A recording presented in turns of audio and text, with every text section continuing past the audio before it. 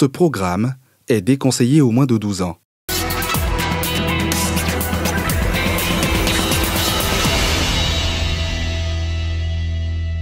Une seule personne n'a pu faire ça. Parce qu'il faut avoir les deux mains pour pouvoir écrire sur son dos Anissé.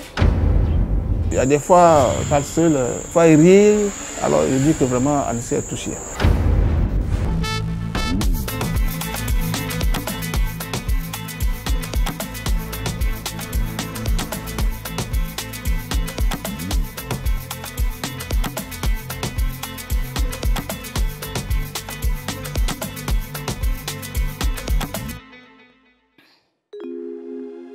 Férocité, cruauté, inhumanité, sauvagerie, horreur. On pourrait utiliser autant d'adjectifs négatifs pour qualifier cet acte ignoble. Une noirceur qui a soulevé le cœur et fait crier d'effroi plus d'un en Côte d'Ivoire. Anissé, 13 ans, a été torturé par son oncle. Ce dernier l'a battu avec un câble électrique. Il ne s'est pas arrêté là. Il a marqué le front de l'enfant tel une bête avec une pièce d'argent chauffée pour la circonstance. Mais Anissé n'était pas au bout de sa souffrance. Son bourreau, donc, a arrosé son dos avec la cire chaude d'une bougie avant d'y graver des inscriptions, non pas avec un stylo, mais avec une lame. La raison de cette série de tortures digne d'un passage en enfer, c'est que le petit Anissé, privé de nourriture pendant toute une journée, a dérobé la somme de 500 francs CFA pour s'alimenter. Ces faits provenant du village de Montezo, à 53 km d'Abidjan, ont assombri le ciel ivoirien. Zoom sur cette affaire hors norme qui nous plonge au cœur de la souffrance de ce préadolescent.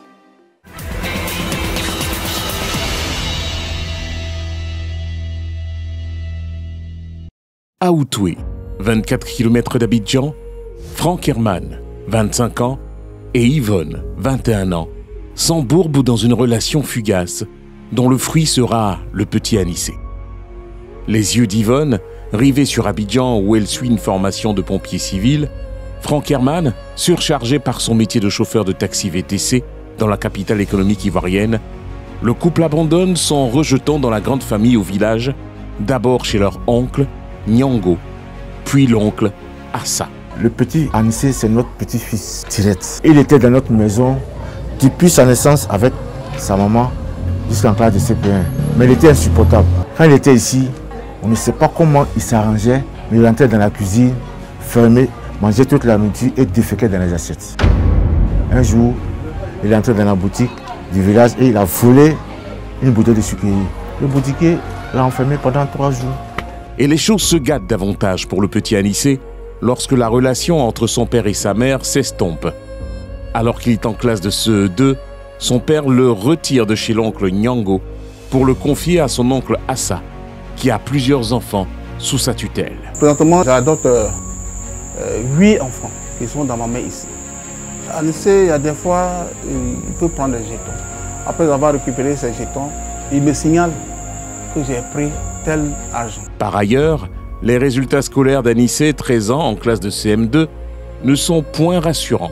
À son tour, Yvonne, sa mère, qui vit désormais à Abidjan, décide de reprendre son fils, tandis que son père est au Libéria dans le cadre de son travail. Mon cousin Komi m'a proposé de recueillir mon fils, comme il a une belle école à côté de chez lui, à Montezo, là-bas. Entouré d'amour, chez son grand-père Assa, le petit Anissé trouve son oncle Komi vindicatif.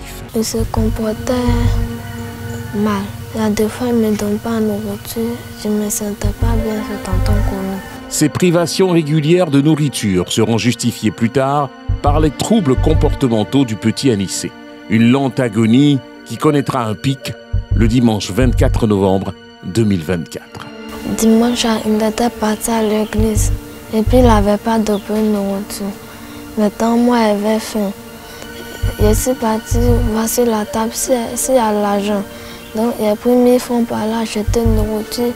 Il quitte à l'église pour venir, il me demande pourquoi moi j'ai pris l'argent pour venir, c'est ça. Il a commencé à me chicoter. C'est fille de Koumi, il a pris pour chicoter mes pieds, ma mère.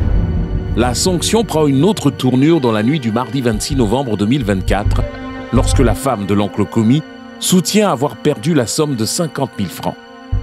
Mis au banc des accusés, le petit Anissé dit avoir pris un billet de 1 000 francs, acheté de la nourriture avec 500 francs, puis ramené la monnaie. Son oncle, dans une colère noire, Anissé subit un déluge de feu. Il a pris l'ampoule pour écrire sur mon dos. C'est ça, après il a mis bougie. Et puis après il a pris l'argent pour me faire, pour me mettre sur mon frère. Et puis il a tapé sur ma main un marteau. Quand il était là me frapper, la soeur appelait ses enfants pour venir m'attraper. Il y a un t'a attrapé ma main, un t'a attrapé mes pieds, et puis sa femme était là à regarder télé. Mercredi 27 novembre 2024, 8h. Hélas, les cris stridents du petit Anissé fendent la tunique lumineuse du jour, si bien que les voisins volent à son secours. On me réveille, j'entends des cris de l'enfant, c'est sorti. J'ai vu l'oncle qui était en train de tabasser son neveu. Il s'est approché. Ah, l'oncle, qu'est-ce qui se passe, petit rigote l'enfant? Il ne veut rien savoir. Comment je vois que non, trop c'était trop. Si j'étais sur l'oncle, pour pas qu'il continue de tabasser l'enfant. C'est ainsi, l'enfant s'est échappé à la main de l'oncle. Il a couru derrière l'enfant. L'enfant est tombé juste devant là-bas, où il y a la table là. Je n'ai pas considéré ça au début. Un coup, quand j'ai vu, il a soulevé la culotte de l'enfant et il a balancé l'enfant sur le sol. J'ai senti quelque chose en moi qui me faisait des tours, quoi. J'ai dit non, sinon je ne vais pas sauver l'enfant là. Le monsieur risque de tuer l'enfant devant moi. Et ça n'a pas me plaît, quoi. Avec sa sœur, elle court à la rescousse de l'enfant. L'une neutralise le fil de courant avec lequel l'oncle battait son neveu et l'autre prend l'enfant qu'elle conduit au bistrot. Mais l'oncle commis ne lâche pas prise. Il sera dissuadé par ces braves femmes qui l'arrosent d'invectives. Lorsque ces dames découvrent les marques de torture sur le dos d'Anissé, c'est l'hystérie. Pendant ce temps, l'oncle commis a pris la poudre d'escampette, laissant sa famille à la vindicte d'une foule en furie. La nouvelle se répand telle une traînée de poudre. Alors qu'elle se préparait pour ses activités champêtres, Abekio Joséphine tire un trait sur son programme de la journée pour s'enquérir des nouvelles de cet enfant. Dis n'a pas mais pendant 3 jours, l'enfant commençait à trembler. Dis ah, et puis je l'ai pris. Moi et puis ma cousine, on l'a pris. On lui a donné à manger, on lui a donné l'eau à boire. Joséphine conduit sur le champ le garçon, tremblant de peur et couvert de sang, à la chefferie. D'une voix tremblante, elle relate les faits devant une assemblée hébétée. Les premiers soins sont administrés au petit Anissé à l'hôpital de Montezo. Les réseaux sociaux s'emparent de cette affaire horrible en raison des images captées et publiées sur les différentes plateformes. Très vite, une assistante sociale du centre de protection sociale est déployée sur les lieux.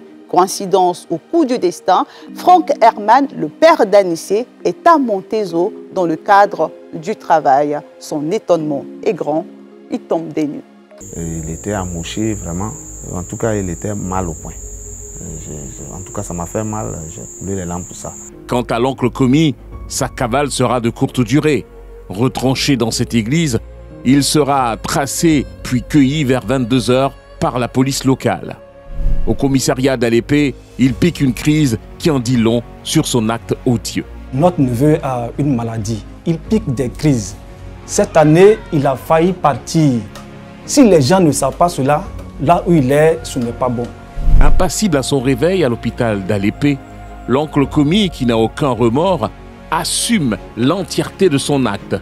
Il confirme aux enquêteurs les propos du petit Anissé, mais réfute l'implication de ces deux garçons. Une seule personne n'a pu faire ça. Moi seul, je ne peux pas attraper un enfant de 13 ans, l'immobiliser et puis faire ce que j'ai vu là. Parce qu'il faut avoir les deux mains pour pouvoir écrire sur son dos Anissé.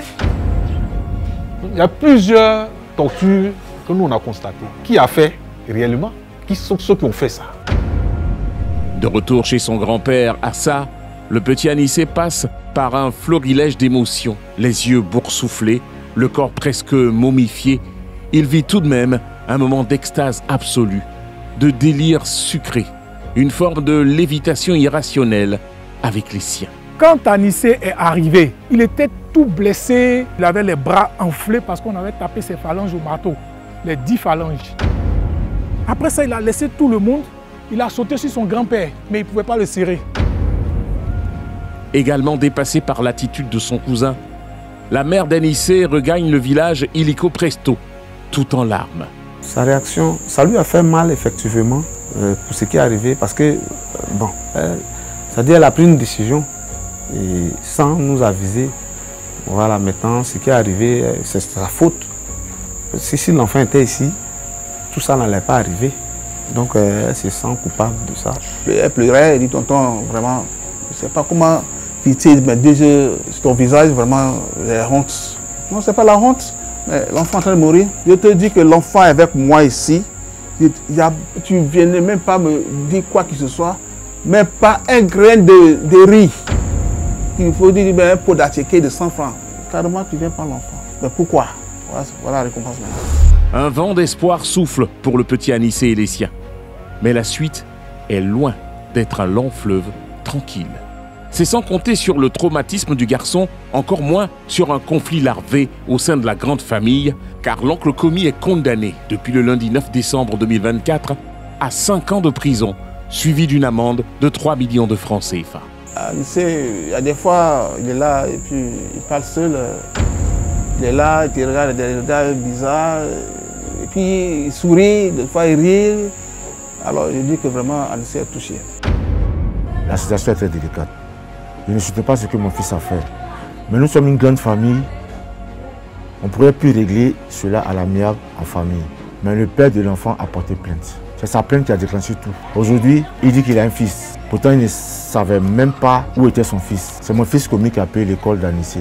Si c'est à toi-même ton enfant que tu as mis au monde, tu as éduqué, tu as nourri jusqu'à cet âge et puis quelqu'un d'autre te fait ça. C'est même pas quelqu'un d'une autre famille, toi-même ton propre parent te fait ça. Quelle va être ta réaction? Il n'y a pas quelqu'un qui va laisser. Voilà. Il a fait, il doit être jugé, il a été jugé. Celle-là était tellement dangereuse et c'était devenu autre chose même. Et même si l'enfant mourait, on reste s'asseoir pour pouvoir régler dans l'amiable. Alors ça là, ça a servi du témoignage dans ce village que désormais on doit respecter les enfants. Même s'ils ont volé quoi qu'il ce soit. Cette affaire rocambolesque a le mérite de rappeler le respect des droits des enfants et la responsabilité parentale, aussi bien en milieu urbain que rural. Mais les parents, les géniteurs, ils étaient où au moment où ça s'est passé? Est-ce que les parents eux-mêmes, une fois, sont allés voir où habite l'enfant? Un enfant, c'est un enfant, il n'a pas demandé à venir au monde. Et toujours, il faut chercher les moyens pour mettre ton enfant dans de bonnes conditions. Mais si tu n'as rien, prends ton enfant toi-même et puis éduque ton enfant. En somme, c'est la croix et la bannière pour les parents du petit Anissé qui se décarcassent pour redonner le sourire à leur enfant. Un suivi psychologique s'avère nécessaire pour ce garçon âgé de 13 ans après un tel traumatisme. Que les gens aussi essaient de nous aider aussi dans la situation de l'enfant. Parce que c'est très difficile pour moi en tant que père actuellement. Voilà, j'ai perdu mon job aussi pour ça parce que je suis obligé, je ne peux plus travailler sur Calais là, je ne peux plus rien faire. Voilà, on a besoin de vraiment que l'État nous aide aussi, nous prête une main forte aussi. Voilà, pour le reste, actuellement tout est dans ma main. Voilà, il n'y a personne qui est venu prendre quelque chose en charge, je suis obligé de tout refaire. Voilà, donc je lance un SOS.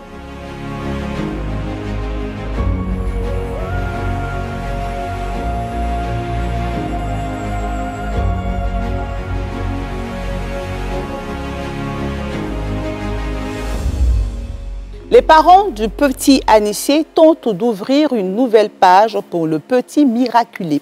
Ils n'ont plus l'intention de confier leur fils à qui que ce soit. Portant des blessures graves, tant physiques que psychologiques, Anissé a besoin d'une prise en charge médicale et d'un accompagnement à long terme.